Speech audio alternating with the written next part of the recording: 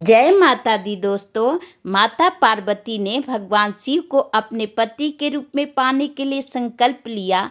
तब उन्होंने राजमहल का सुख छोड़कर कठिन तपस्या का मार्ग पर चल पड़ी। उनकी इसी अद्भुत प्रेम और तपस्या को देखकर इस दिन हर सुहागन महिलाएं अपने पति की लंबी उम्र और उनकी स्वस्थ जीवन की कामना के लिए, उनके दीर्घायु के लिए हर सुहागन महिलाएं इस व्रत को करती हैं।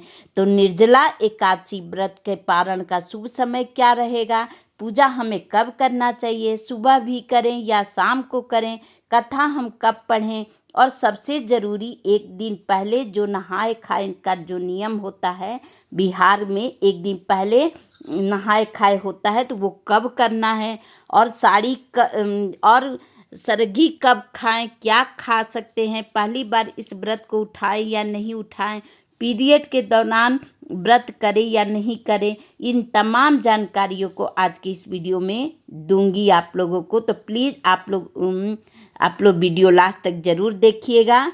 तो मैं नीतू त्रिपाठी स्वागत करती हूँ आपके यूट्यूब चैनल में। तो अगर आप नए हैं तो चैनल को सब्सक्राइब, लाइक, शेयर ज़रूर कर दीजिएगा, क्योंकि आपके एक लाइक से मुझे बहुत अत्यधिक प्रेरणा मिलती है। तो देखिए, हरितालिका तीज भादो महीने के शुक्ल पक्ष की तृतीया तिथि को यह व्रत किया जाता है, और यह व्रत हम अपने पति की लंबी उम्र के लिए, सुख सौभाग्य में वृद्धि के लिए करते हैं। और इसमें शिव जी का पूजा पाठ किया जाता है, और इस दिन व्रत को निर्जला रखा जाता है। यानी यह जो व्रत होता है सूर्योदय से लेकर अगले दिन सूर्योदय तक रखा जाता है।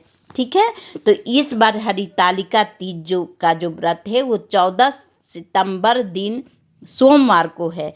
हरितालिका तीज का व्रत का नियम 3 दिन का होता है। तो देखिए, पहले दिन नहाए खाए होता है जी, और दूसरे दिन व्रत करते हैं, और तीसरे दिन हम लोग व्रत का पारण करते हैं। तो देखिए, जब हम लोग नहाए खाए करें तो अपने बाल को धो लीजिएगा, नाखून काट लीजिएगा, हाथ पैर को रंग लीजिएगा, और शुद्ध सात्विक उस दिन भोजन करना है। लहसुन प्याज का त्याग कर दीजिएगा, और जितनी भी अशुद्ध चीज़ें हैं, बैंगन, मूली, मसूर की दाल, इन चीज़ों का सेवन मत करिएगा। ठीक है।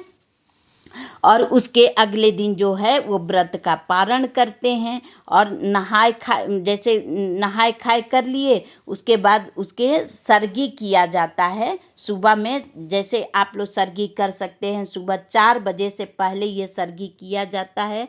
तो आप लोग सुबह जल्दी उठ जाइएगा, ब्रश करके और सरगी कर लीजिएगा। सरगी में जैसे आप लोग चाय पी सकते हैं, पानी, जूस, नारियल पानी, दूध, दही, फल आदि इन चीज़ों को खा करके फलाहार ही खाया जाता है। ठीक है।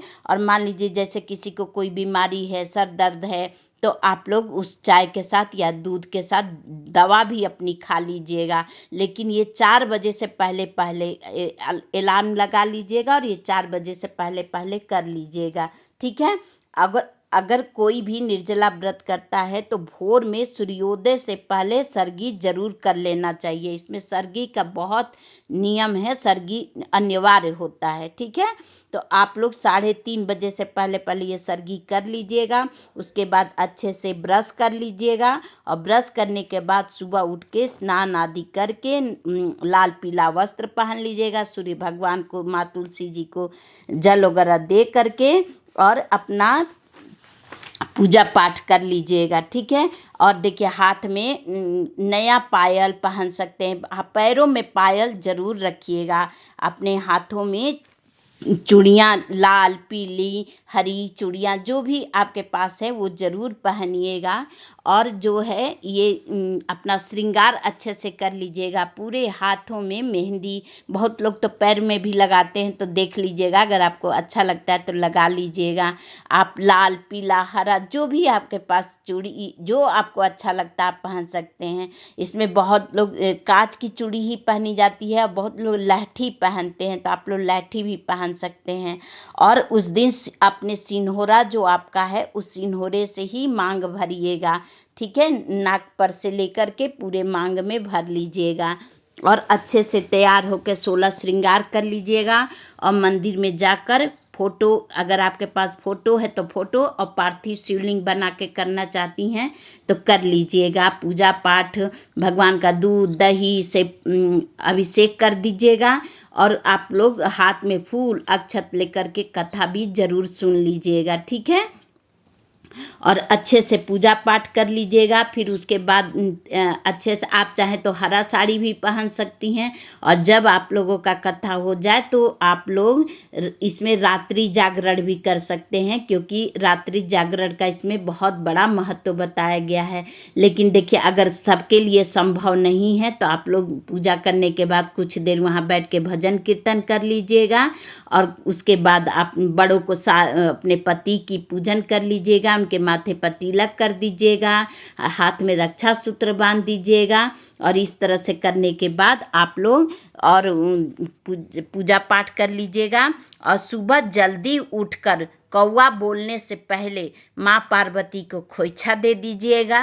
और खोइछा में आप अलग से वीडियो बनाऊंगी कि खोइछा में क्या दिया जाता है। तो माता पार्वती को खोइछा दे के कौवा बोलने से पहले विसर्जित कर दीजिएगा।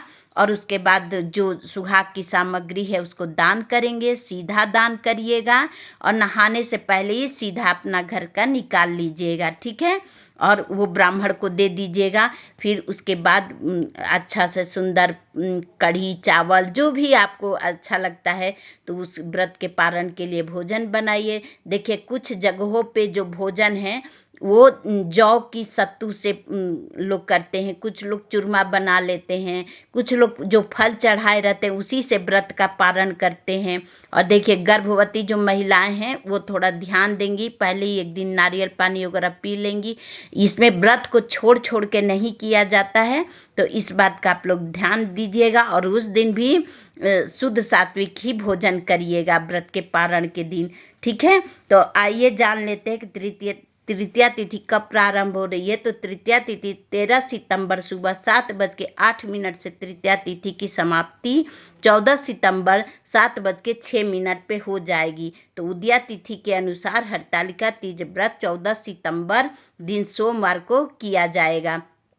तो इस तरह से करिएगा, और कोई भी नया व्रत नहीं उठाया जाएगा, क्योंकि इस बार मलमास लगी थी। और भी अगर तीज से जुड़ी हुई आप लोगों को कुछ भी कोई क्वेश्चन होता है, कोई आप लोगों को शंका है, तो कमेंट बॉक्स में ज़रूर लिखिएगा। मैं यथासंभव बताने का ज़रूर कोशिश करूँगी। तो फिर मिलूँगी आपको एक नए वीडियो में। और मेरा दिल से ये मेरा इच्छा है कि हम सभी सुहागन महिलाओं का पति का लंबा उम्र हो, वो हमें खूब प्यार करे, हम उनकी अर्धांगिनी बन के रहे। तो फिर मिलती हूँ आपको एक नए